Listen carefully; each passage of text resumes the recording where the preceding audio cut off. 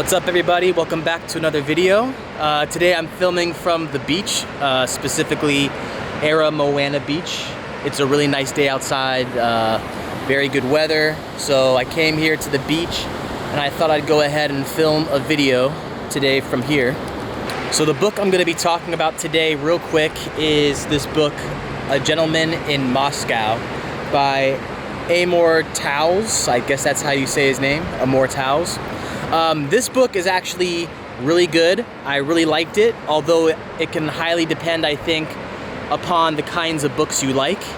I'm not completely done with this yet. I still have a little bit more to go, but I finished most of it. What I can say about this book is I really liked the writing. I felt like, this is the first Amor Towles book that I've read, and I thought that he was a very good writer in this novel. I thought that he was good with his wordplay. There are a lot of parts in this book where it's really funny. So this book takes place around the time where Russia underwent a social revolution and became communist. Somewhere around 1917. This book, I think, starts around 1922. And essentially, the main character, Count Rostov is his name. He and his family, they were like noble figures in like the Russian aristocracy before the communists took over. So this book starts off with Rostov, the main character. He is sentenced to essentially spend like the rest of his life in a hotel. They basically tell him in the beginning of the book that if you leave this hotel, you'll be shot. So he's basically being sentenced to spend the rest of his life in this hotel, just kind of as his revolutionary punishment for being a part of the higher upper class. And so one thing about this book is it really depends on the kind of books that you can enjoy, because in this book, he doesn't really ever leave the hotel. This entire 460 some page novel takes place with him in a hotel. He doesn't really go out into the world. He doesn't really go out to many places.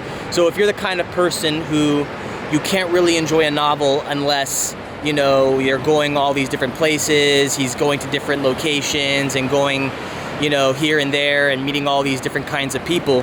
He does meet different people in this novel, but it's very much all taking place in just like one location. So it's kind of limited in the area where he goes. But with that being said, it's a big hotel. There's many different restaurants and different rooms he goes to. So there's a lot of different locations. There's a lot of references to Russian culture. So if you're a big fan of Russia, not only does this book take place in Russia, but it has a lot of references to Russian life, Russian culture. So in the hotel, he spends most of his time just engaging in a lot of, fine dining. He does a lot of drinking. He enjoys, going out and getting some brandy here and there and talking with different people that he knows.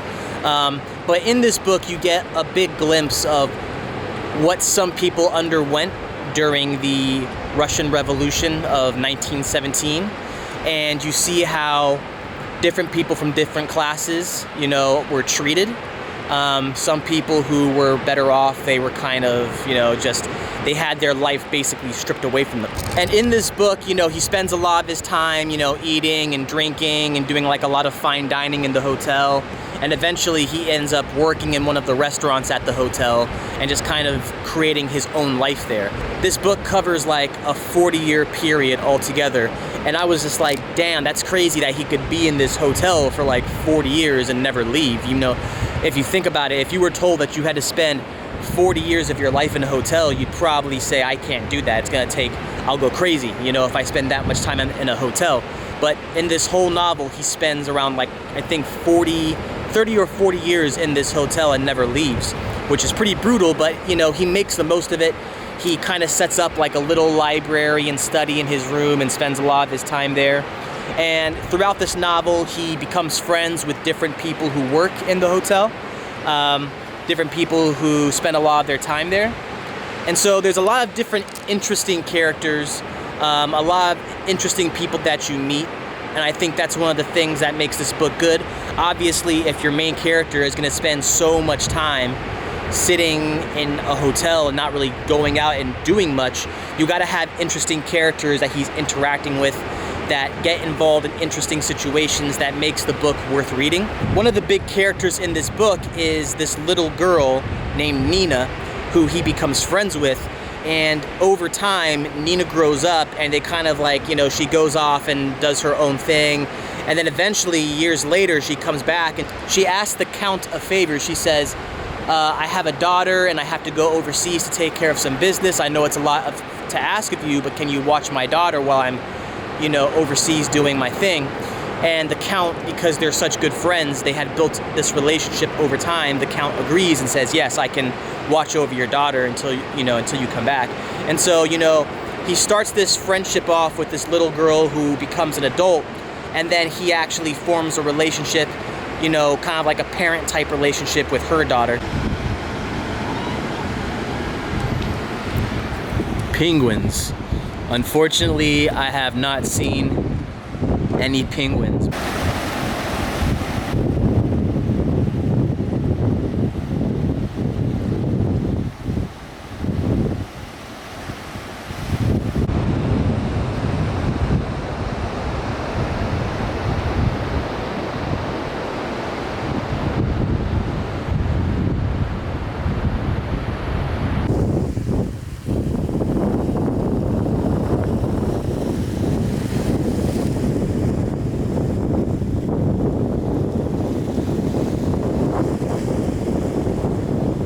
So if you like books that are very character-centered, I would recommend reading this book.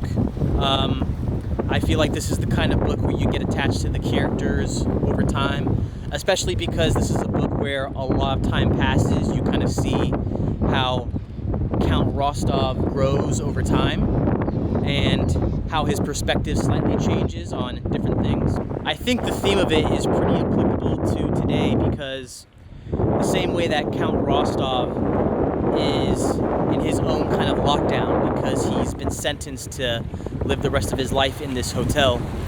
It's kind of like quarantine. It's kind of like how a lot of people are on lockdown right now. They can't really go out the same way. I mean, obviously they can leave their house, but the same way that a lot of people find themselves spending a lot more time inside,